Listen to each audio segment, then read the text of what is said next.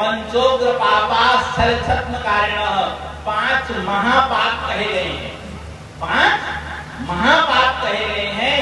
यदि वो महापापी भी हो तो भी भागवत जी के श्रवण से सद्गति को प्राप्त हो जाएंगे। अब इससे बड़ी बात और, जो 5 महापाप कहे गए हैं, यदि कोई व्यक्ति महापापी भी हो तो भी इस भागवत जी के श्रवण से, सेवन से वो सद्गति को प्राप्त हो जाएंगे। तो फिर और क्या कहना। इसी विषय में फिर एक उदाहरण दिया गया धूमकारी जी का। बोले ना, प्रत्यक्ष कथा, यही तो उदाहरण है। तो तुंगभद्रा नदी के किनारे आत्मदेव नामक एक ब्राह्मण निवास करते थे। सब प्रकार से संपन्न थे, बस कमी एक बात की थी, उनके कोई संतान नहीं थे।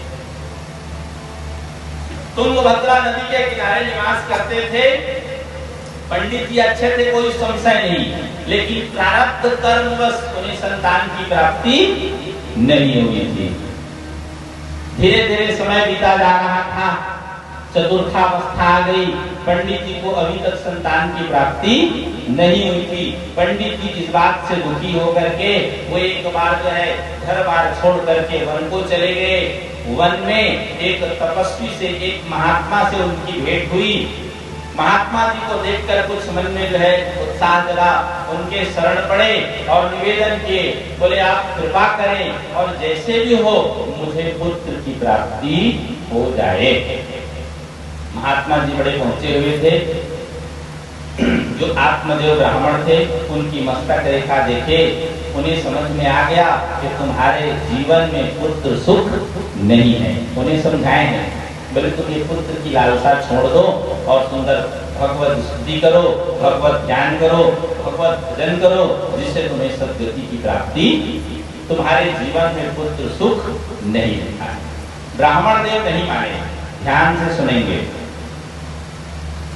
यदि आपके भाग्य में नहीं है, अब आप बरात पाना चाहेंगे, कोई भी वस्तु हो, केवल पुत्र की बात नहीं है, यदि आपके भाग्य में नहीं है, अब आप हट करेंगे, बलपूर्वक उसे पाना भी चाहेंगे, तो कभी उससे आपको सुख की प्राप्ति नहीं हो सकती। ये कथा कह रही है। ब्राह्मण देव नहीं माने। महात्मा जी देखे ब्राह्मण देव हट करने लगे, आप जैसे भी हो मुझे पुत्र प्रदान करें, नहीं तो मैं आपके सामने सिर पटक पटक करके प्राण त्याग दूंगा।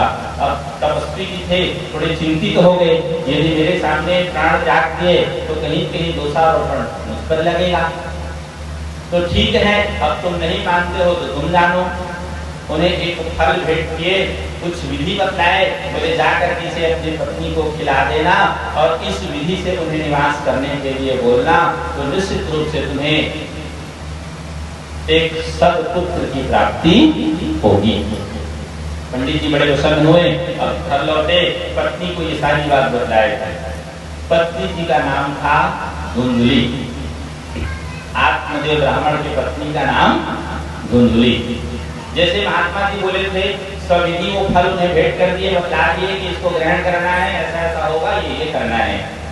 धुंधुली मन में विचार करने लगी, इस फल को मैं ग्रहण करूंगी तो मुझे गर्भावस्था, गर्भ धारण करूंगी तो शरीर भारी हो जाएगा, चलना फिरना कम हो जाएगा, घूमना खाना भी बंद हो जाएगा। गर्भ धारण करूंगी तो दुनिया भर की बातें सोचने लगी। बोले कहीं इसी समय कहीं जो है यदि गांव में कहीं चोर डाकुओं का आक्रमण हो गया तो भाग भी नहीं पाऊंगी। बहुत सी बातें धुंधुली मन में विचार करने लगी। कुतर्क बुद्धि, द्विधा बुद्धि,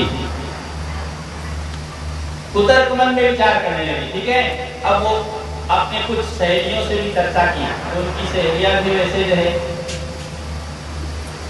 उनकी, वो भी उनको जो है वैसे बुद्धि देने वाले, जैसे को तैसे मिले।